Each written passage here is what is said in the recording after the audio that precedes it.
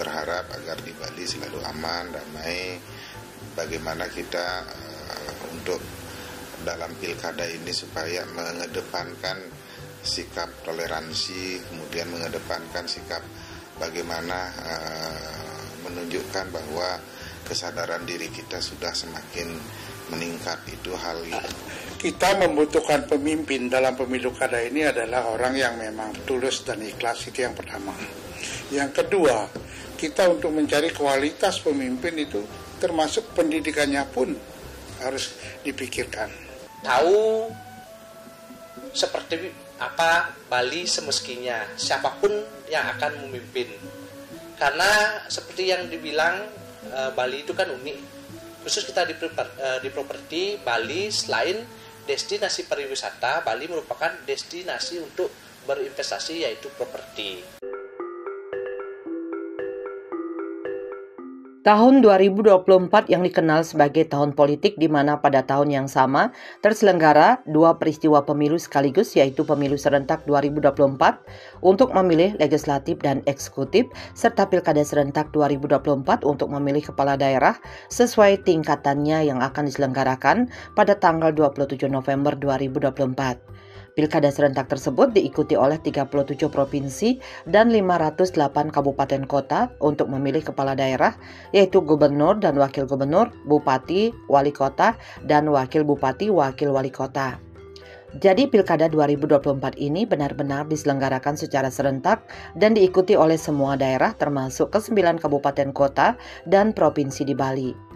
Sebagai daerah tujuan pariwisata dunia, penyelenggaraan pilkada serentak tahun 2024 mendapat atensi masyarakat global.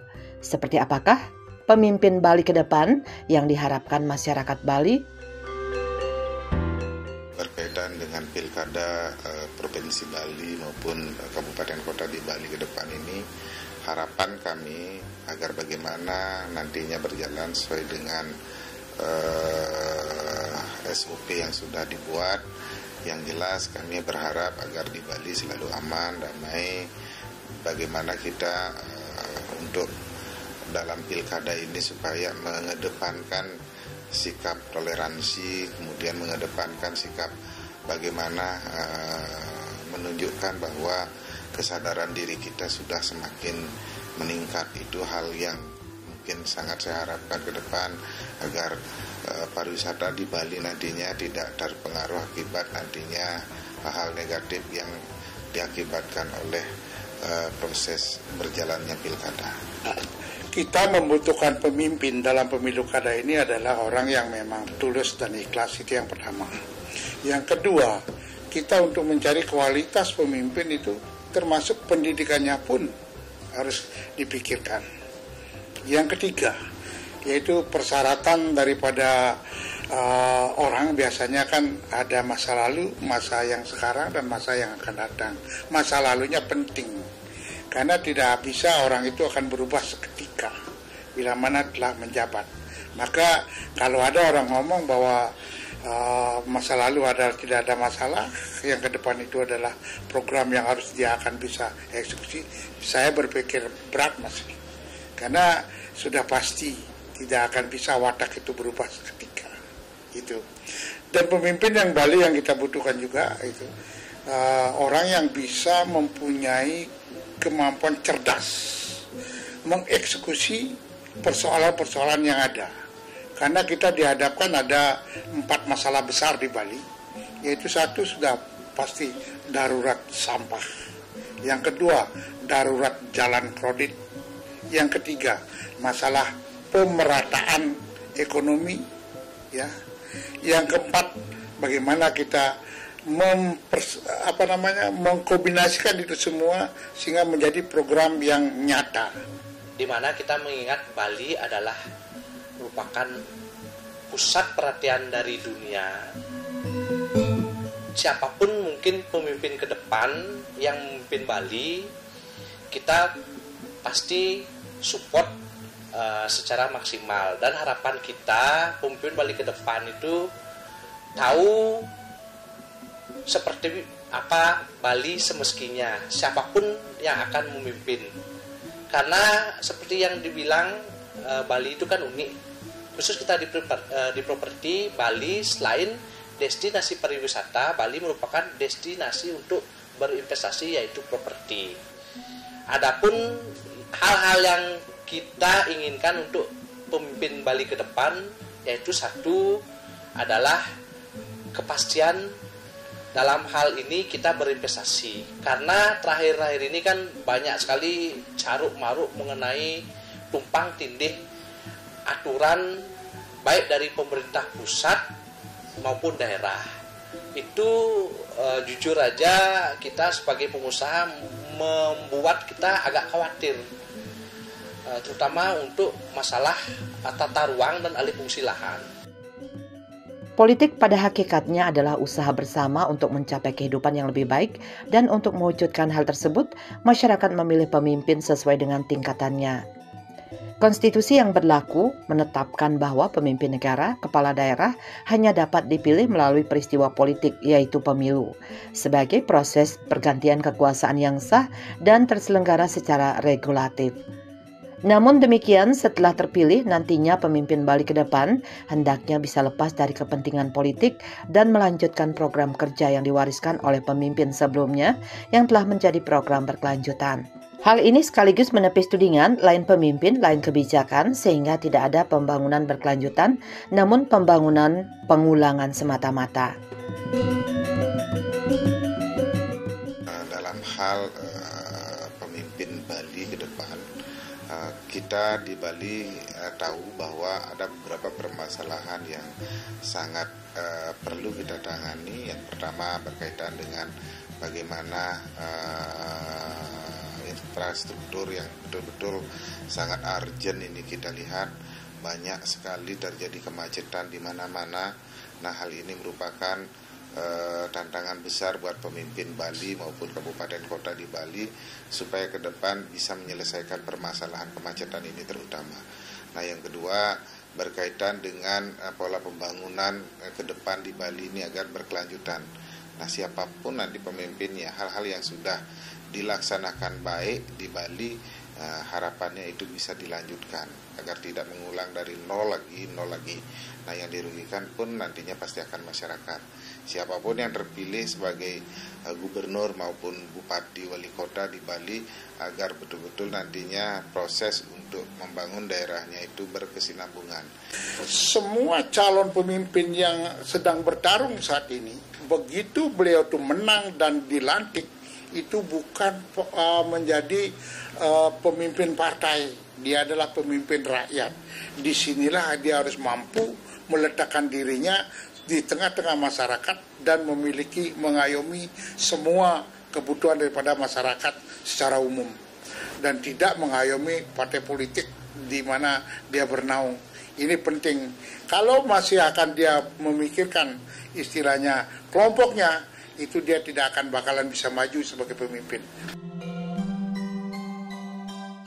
Saat ini Bali dihadapkan berbagai masalah seperti halnya alih fungsi lahan yang disebabkan oleh pembangunan akomodasi pariwisata yang tidak terkontrol, yang berimbas pada semakin menyempitnya lahan pertanian yang juga akan mempengaruhi ketahanan pangan masyarakat Bali.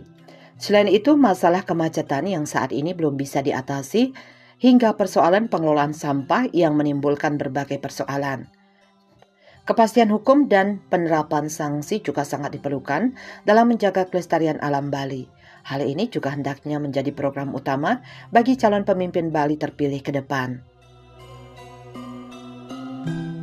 Pemimpin juga jangan lupa dengan pertanian, itu sebetulnya.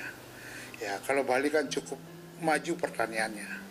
Dengan adanya subak, sekarang ada lagi subak kabian dan sebagainya. Jadi udah ada lembaga-lembaganya, tapi lembaganya itu sekarang tidur semua kelihatannya, tidak bermanfaat bagi kebesaran daripada apa yang Bali mau. Ini yang terpenting. Maka pemimpin itu jangan hanya berpikir tentang pariwisata, karena pariwisata rentan dengan keamanan. Begitu bom meledak satu, udah habis semua. Tapi kalau pertanian, biar 10 bom meledak masih jalan itu pertanian. Pada prinsipnya, saya sebagai warga Bali sangat setuju dengan adanya pengendalian alih fungsi lahan. Karena Bali ini kan kecil, tapi untuk masalah pembangunan kita tidak bisa memungkiri pembangunan itu pasti akan terus berlanjut, cuman pengendaliannya itu mungkin bisa diatur sedemikian rupa. Dalam hal ini kan sebenarnya Pemda sudah mempunyai RT RW, tapi terakhir-terakhir ini saya lihat kurang sinkron dengan pemerintah pusat. Mungkin wajar juga dengan adanya alih fungsi yang tidak terkendali dan di luar peruntukan. Saya harapkan pemimpin Bali ke depan itu menjamin keberlangsungan kita dalam berinvestasi. Terus kedua, pemimpin Bali ke depan lebih bisa pro lah dengan pengusaha lokal. Dalam hal ini pengusaha Bali. Memang kita kalau boleh dibilang menjadi bagian dari NKRI. Cuman kalau mungkin semua kue-kue usaha di Bali diambil oleh pengusaha nasional yang notabene mereka hanya sekedar kerja mendapatkan uang, habis itu uangnya dibawa keluar, pengusaha Bali kan hanya menjadi penonton aja dan perekonomian mungkin tidak akan bisa berputar secara optimal. Pemerataan kue pariwisata di Bali kini menimbulkan berbagai masalah, salah satunya masing-masing daerah berlomba-lomba untuk membangun akomodasi pariwisata sebagai sektor unggulan dengan mengenyampingkan RT/RW Bali. Hal ini diperparah dengan adanya otonomi daerah yang menjadikan ada kesan batasan antara calon kepala daerah di Bali dalam melakukan koordinasi. Jika ini dibiarkan, tentunya sangat membahayakan keberlangsungan alam Bali ke depan. Saya harapkan untuk perkembangan akomodasi pariwisata di Bali untuk pembikin kita ke depan lebih objektif lah dengan pemerataan, karena selama ini mau tidak mau, suka tidak suka, kita ketahui kan pariwisata Bali itu berat sebelah, yaitu hanya Bali Selatan, sedangkan baik Bali Barat, baik Timur, Bali Utara itu kan kesannya hanya sebagai penonton aja, dan urbanisasi ke Bali Selatan sangat tinggi. Maka dengan itulah akhirnya kesannya pariwisata itu tidak seimbang, padahal kan Bali itu merata, baik dari segi budayanya hampir sama semua, termasuk juga dari segi pemandangan alamnya. Cuman mungkin akomodasi dalam hal ini, transportasi sarananya yang belum merata. Harapan kita ke depan pemerintah dalam hal ini pemimpin yang terpilih untuk Bali ke depan itu lebih memeratakan lah untuk khusus sarana transportasi. Yang jelas semua para calon pemimpin Bali agar meningkatkan kesesuaian dari apa yang menjadi kata-kata dan realita pelaksanaan di lapangannya nanti. Tentu di sini yang harus ditingkatkan bagaimana kesadaran diri daripada calon pemimpin itu sangat kami harapkan. Jadi bagi kami yang jelas para pemimpin ini harus memiliki jiwa mengabdi. Kemudian harus memiliki kesadaran bahwa para pemimpin ini adalah untuk membangun, memperbaiki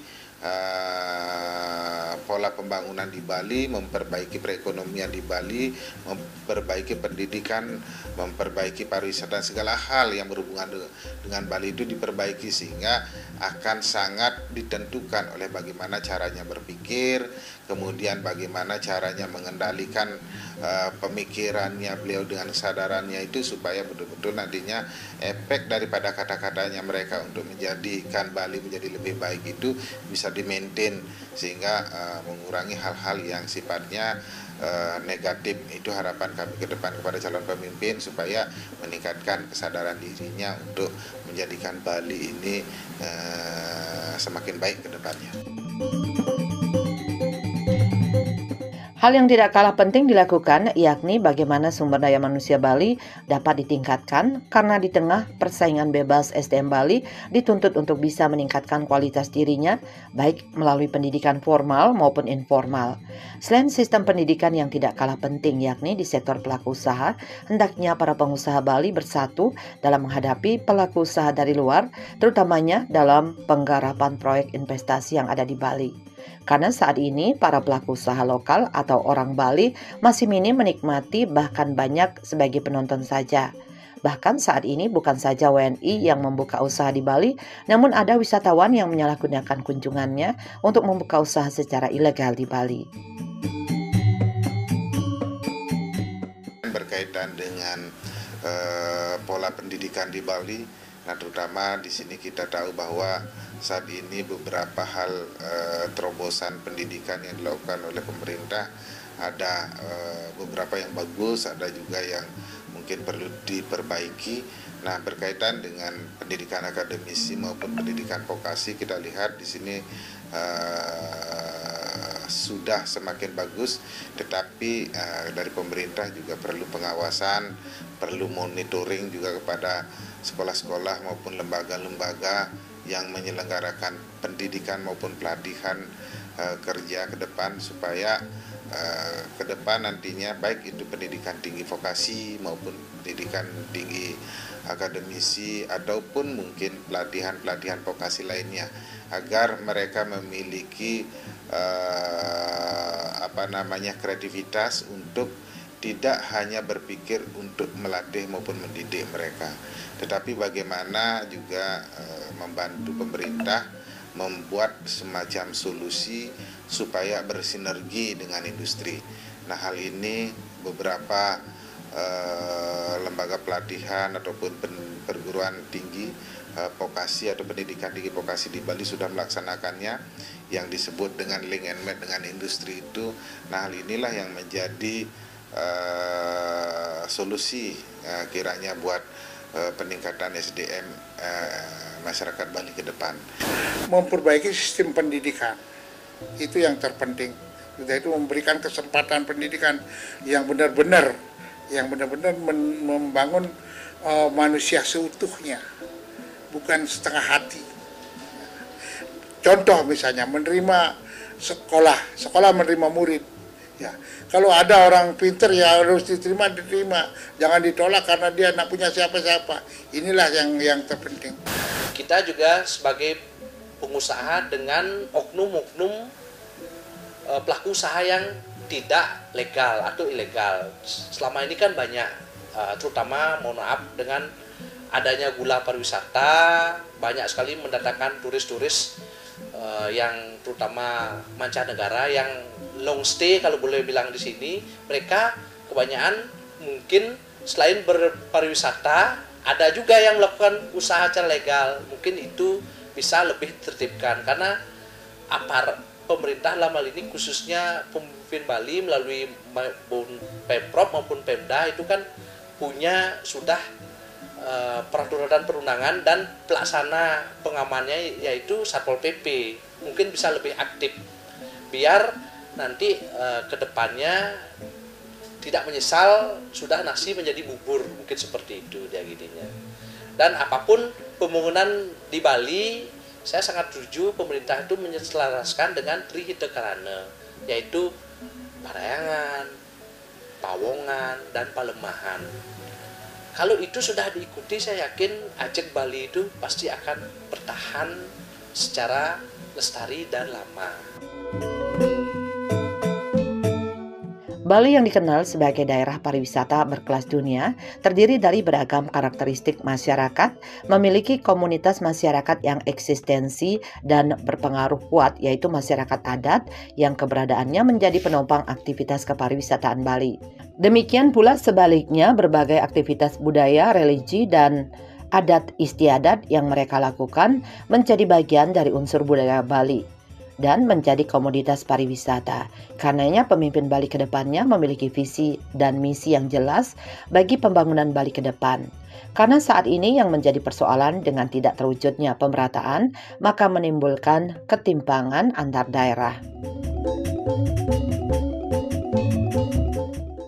Berkaitan dengan calon pemimpin Bali, baik itu di pemerintahan provinsi maupun pemerintahan kabupaten kota, yang jelas di sini bagaimana track record, kemudian visi misi, kemudian kreativitas mereka supaya nantinya ke depan itu tidak hanya jargon saja yang hebat, tetapi realitanya tidak ada apa-apanya.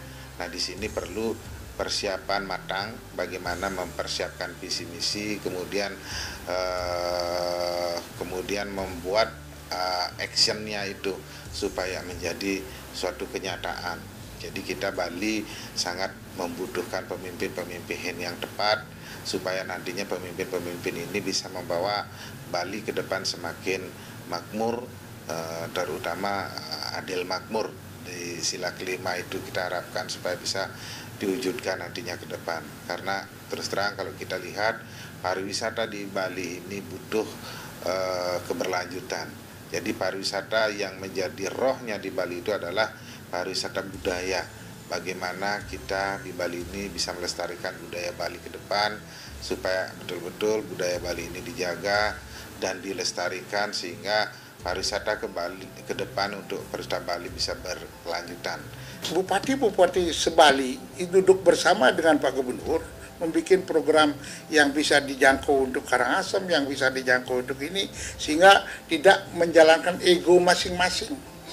Maka semangat daripada pajak PHRI yang diprakarsai oleh Pak Profesor Mantre itu perlu mungkin dikembalikan ke provinsi, politik pencarian dananya, sehingga pemerataan ada. Dengan adanya masalah pertimbangan tadi saya bilang kemacetan segala macam itu kan karena ketidakseimbangan pemerataan kue pariwisata, di mana kesannya semua atau sebagian besar pariwisata Bali itu seolah-olah ada di Bali Selatan, dan akhirnya menumpuklah di sana. Dengan adanya mungkin pemerataan pariwisata itu kan akhirnya menyebar, apalagi mungkin kalau boleh bilang bandara itu kita bisa realisasikan ada 2, Bali Utara, Bali Selatan. Saya yakin kemacetan itu pasti akan semakin berkurang. Adat dan budaya menjadi hal yang terpenting, perlu dipertahankan dalam berbagai aspek, seperti halnya dari segi pembangunan rumah maupun fasilitas publik yang harus mencerminkan arsitektur Bali. Mulai dari pintu masuk Bali yang harus mencerminkan adat dan budaya Bali sehingga tidak tergeser dengan kemajuan zaman yang justru menggerus budaya Bali itu sendiri. Saya kira kalau untuk arsitektur Bali itu semua aspek bangunan di Bali itu harus ngikutin, karena sebenarnya kan sudah ditera yang dulu namanya IMB itu bisa dikeluarkan dengan ada mengkedepankan ornamen Bali, baik dari atap kayak mungkin ikut ledu, terus dari bawahnya mungkin ada dia batu alam dan yang lain-lainnya, itu sebenarnya sudah diterapkan, sekarang sudah migrasi ke PBG. Cuman memang pada prakteknya memang kita punya rekan-rekan pengusaha properti maupun investor dari luar itu sekarang seolah-olah terlalu ngikutin tren pasar. Akhirnya atau ciri khas arsitektur Bali itu memudar jadinya.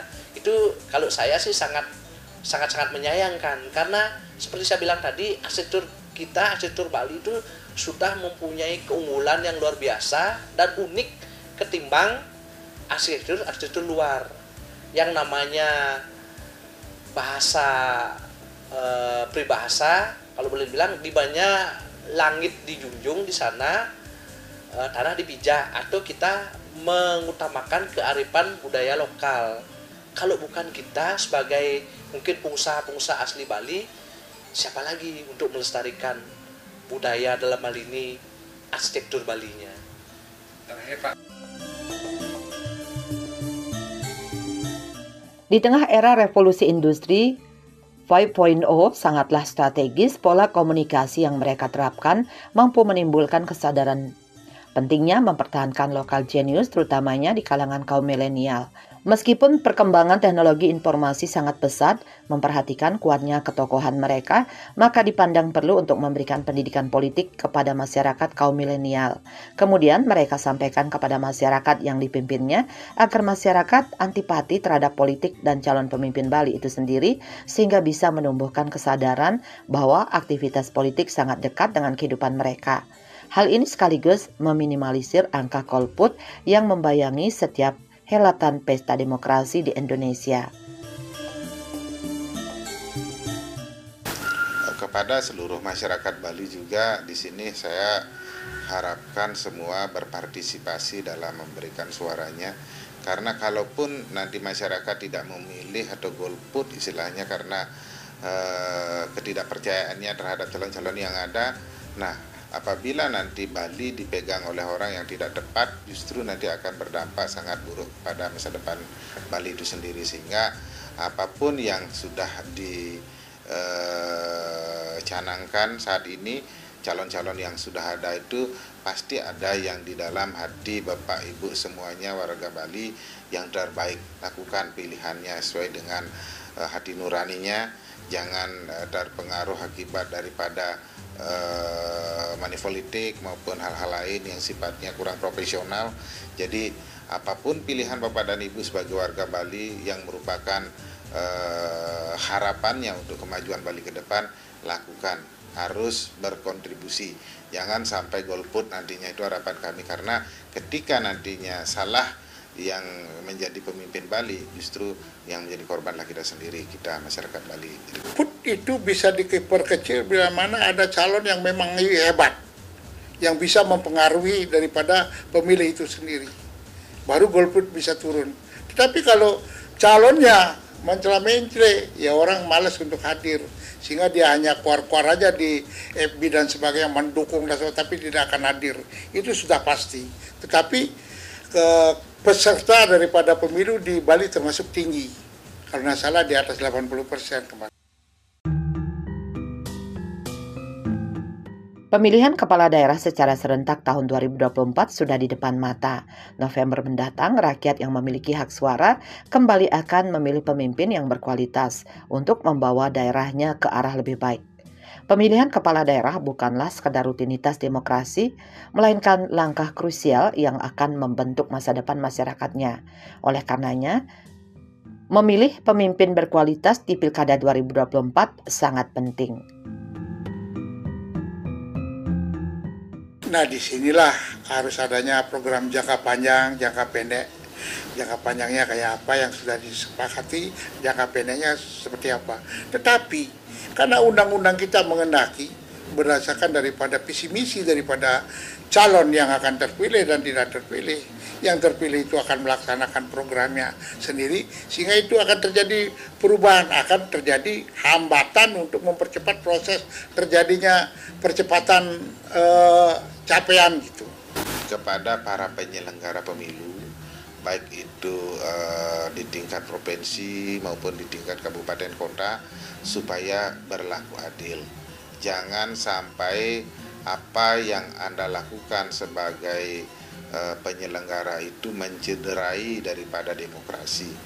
Kalaupun seandainya Anda menang karena suatu hal yang sifatnya curang, nah itu tidak akan baik untuk karma kepada Bapak Ibu yang menjadi penyelenggara, maupun tidak akan baik juga untuk Bali ke depannya. Sehingga saat ini ketika Bapak Ibu sudah dipercaya sebagai penyelenggara, contohnya KPU dan kawan-kawan lainnya, supaya berlaku adil seadil-adilnya.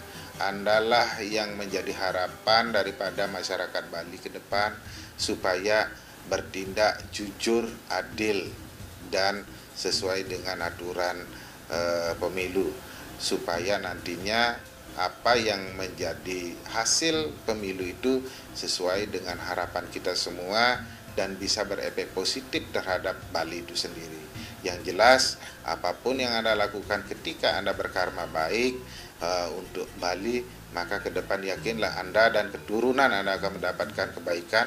Tetapi kalau Anda berkarma buruk maupun curang, ke depan Anda akan mendapatkan ganjaran juga sesuai dengan karma.